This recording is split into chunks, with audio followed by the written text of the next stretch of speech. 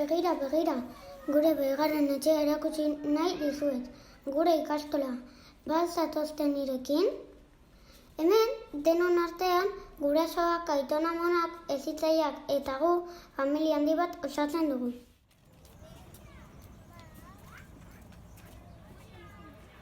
Bakoitzak nahi duen aukeratzen dugu egiteko.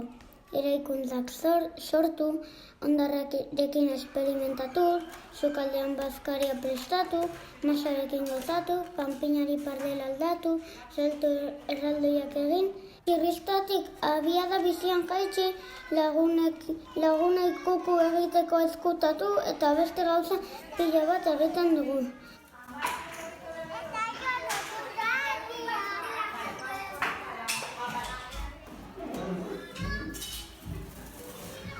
Berebiziko garrantzia izango du emozio guzti horiek simbolizatzea eta hortarako jolas liberak elaborazio horretan asko lagunduko dio haurrari.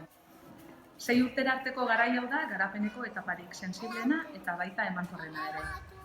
Garrantzi berezia hartzen du haurraren beharrak eta momentua bereziki zaintzea eta errespetatzea. Haur hezkuntza osoan leku pribilegiatua du jolas liberak eta begirada berezia jartzen diogu haurrak bere mundua eraikitzeko duen tresna nagusia.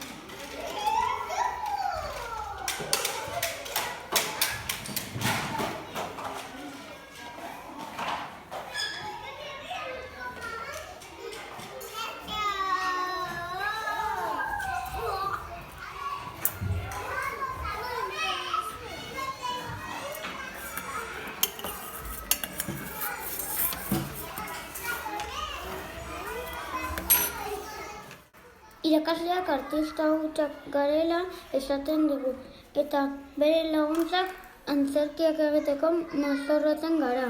Musika jotzen dugu eta artelan izugarriak sortzen ditugu. Niri asko gustatzen zait tenperarekin saltsan aritzea.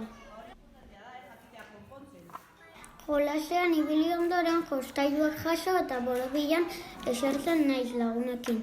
Denon artean zertan aritu garen eta nor falta den kontatzen dugu.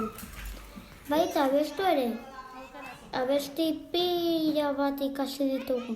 Egunero gelako batek fruta goxo-goxoa ekartzen du denontzat.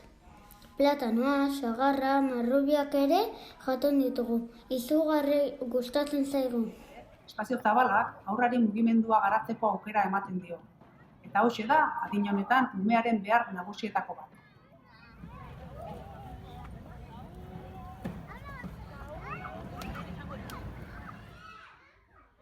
Otso maltzur izatera jolasten gara.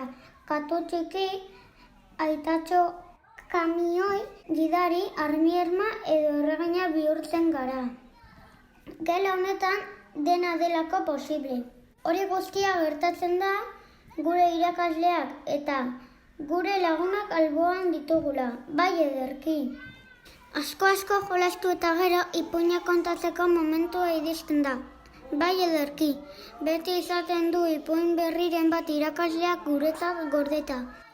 Nahi gabe ipuinaren barnean sartzen gara, belarriak erne eta ahoa zabalik ditugula. Eta hortxe murgiltzen gara kontakizunean. Eta badakizua ipuinek beti dutela amaiera ona?